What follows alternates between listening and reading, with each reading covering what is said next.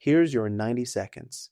In 90 seconds, someone on the internet is going to tell you that you can retire by 40 if you just stop buying coffee. They're going to show you a spreadsheet with a smooth exponential curve, a savings rate of 70%, and a smiling photo of themselves standing on a beach in Portugal. And somewhere, watching that video is a 31-year-old paying $2,000 a month for a one-bedroom apartment, drowning in student loans, wondering what exactly they're doing wrong. The answer, uncomfortably, is nothing. They're doing nothing wrong. The math was never built for them in the first place. This is the financial independence lie, and it's time somebody said it out loud. The FIRE movement, financial independence, retire early, exploded in popularity over the last decade, and on the surface, its core message sounds almost too reasonable to argue with. Save aggressively, invest in low-cost index funds, cut unnecessary spending, let compound interest do the heavy lifting, retire decades before your parents did. It's a beautiful story, and like most beautiful stories, it was written by people for whom it actually worked. Software engineers in the 2010s, dual income couples with no kids, people who bought homes before 2020, people whose formative financial years happened during one of the longest bull markets in American history, with historically low interest rates and, crucially, housing costs that hadn't yet detached themselves from local wages. That world doesn't exist anymore, and pretending it still does isn't optimism, it's malpractice. Let's start with the number every FIRE calculator is built on, the 4% rule. The idea is simple.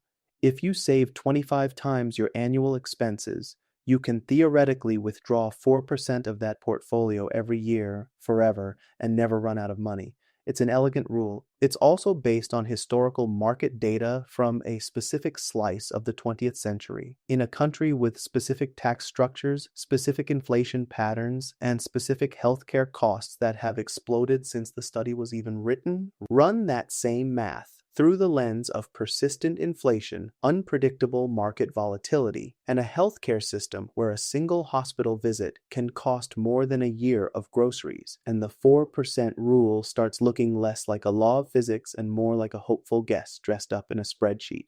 And that's before we even get to the bigger, uglier number sitting underneath all of this: housing. For most people, housing is the largest line item in their budget, and it has become almost completely unmoored from income. In the 1980s, a starter home in an average American city cost roughly 3 times the median household income. Today, in many metro areas, that ratio has ballooned past 7, 8, sometimes 10 times median income. Wages did not multiply by that same factor. They crawled upward while home prices sprinted. So when a FIRE blogger tells you to just buy a modest starter home and house hack your way to freedom, they are, often unknowingly, describing a strategy from a housing market that simply does not exist in most cities anymore. The starter home isn't a rung on the ladder now. In a lot of places, it's the top rung, reserved for people who already have significant savings, family help, or too high salaries and no debt. Then there's rent, which for a huge portion of the population isn't a stepping stone toward ownership at all. It's simply the ceiling of what's affordable permanently. When rent eats 40, 50, sometimes 60% of take-home pay, the entire premise of aggressive saving collapses. You cannot save your way to a 70% savings rate on an income that's already fighting just to cover shelter. That's not a discipline problem. That's arithmetic. This is where the FIRE movement's messaging does real damage, and I want to be precise about this, because the damage isn't in the concept. Investing early, avoiding lifestyle inflation, understanding compound growth, these are genuinely good ideas. The damage is in the framing that financial struggle is primarily a mindset issue. That if you're not hitting your numbers, you probably have a spending problem, not a systemic one. That the guy skipping his daily latte is somehow in the same economic universe as the guy who inherited a down payment from his parents, or the woman who bought her condo in 2014 before her city's housing market tripled in price. Survivorship bias doesn't just apply to failed startups. It applies to personal finance influencers too. The people making content about how they retired at 35 are, almost by definition, the ones for whom the system worked. You don't get a viral video from someone who followed all the same advice and is still renting a room at 44 because their industry got automated and their city's cost of living doubled while their salary didn't. Let's talk about inflation specifically, because it's the quiet variable most of these calculators either underweight or ignore completely. A savings plan built around historical averages assumes prices rise at a fairly steady, moderate rate. But real inflation isn't steady. It hits categories unevenly. Groceries, insurance, childcare, and rent have in recent years climbed at rates far outpacing the broader inflation index, while wages for a huge swath of workers have stayed essentially flat in real terms. That means the actual purchasing power required to sustain someone's life 10 or 20 years into early retirement is a moving target, and a lot of these financial independence projections are essentially betting that the next 30 years will politely mirror a particularly favorable stretch of the past. History has a habit of not cooperating with confident projections. There's also a quieter cost buried in all of this, and it's the emotional one. When someone tries the FIRE approach, follows the budget, cuts the subscriptions, packs the lunches, automates the investing, and still finds themselves nowhere close to the milestones promised in the blog posts, the natural conclusion they're nudged toward is self-blame. Maybe I'm not disciplined enough. Maybe I made bad choices. Maybe I should have started sooner, worked harder, wanted it more.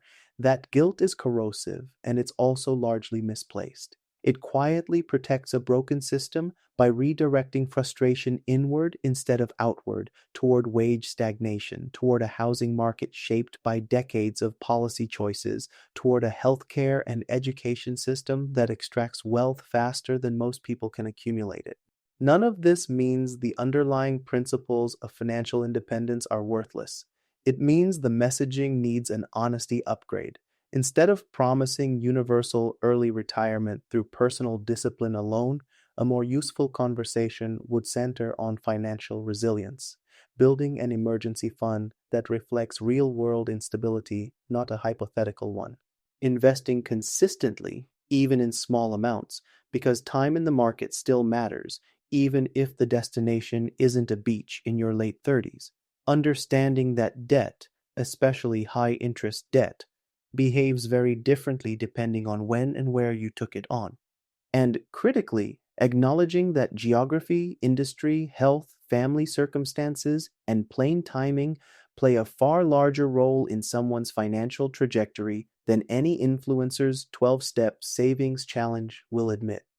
There's also a structural conversation that FIRE content almost never touches because it's less flattering and much less shareable. Individual financial choices operate inside systems that are, in many cases, actively working against the outcomes people are chasing.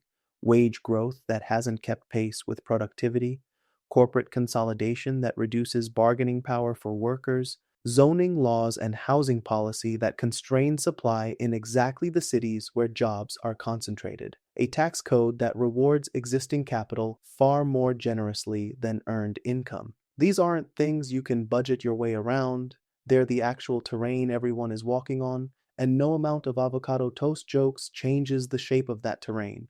So where does that leave someone who wants to build a stable, secure financial future in this actual economy, not the one from a spreadsheet built in 2015? It starts with dropping the shame. If the math genuinely doesn't work for your income and your city, that is not a personal failing, and no amount of side hustles crammed into your evenings is going to fully compensate for structural forces operating at a scale far beyond your control. It continues with being honest about what's actually achievable. Maybe early retirement at 35 isn't realistic, but meaningful financial breathing room at 50 might be. Maybe home ownership in your current city isn't realistic, but building genuine investment savings while renting is still worthwhile. Financial independence doesn't have to mean total freedom from work by a specific dramatic age. It can mean having enough of a buffer that a job loss doesn't become a catastrophe, that a health scare doesn't become bankruptcy, that you have real options instead of just enduring whatever comes next. And it means looking at financial advice with a more critical eye. When someone tells you their formula worked, ask what year they started, what city they lived in, whether they had support most people don't have, and whether their advice would actually survive contact with your specific numbers, your specific rent, your specific student loan balance. The most dangerous financial advice isn't the advice that's technically wrong. It's the advice that's true only under conditions most people don't have, presented as if it's universally true for everyone. The financial independence conversation shouldn't disappear. It should grow up. It should stop selling a fantasy built on a housing market and job economy that quietly vanished over a decade ago, and start being honest about what real financial security looks like when rent is unaffordable, wages are stagnant, and the rules have genuinely changed. You're not failing some universal formula. The formula was never built with your reality in mind, and understanding that difference might be the single most important financial lesson nobody's putting in a viral video.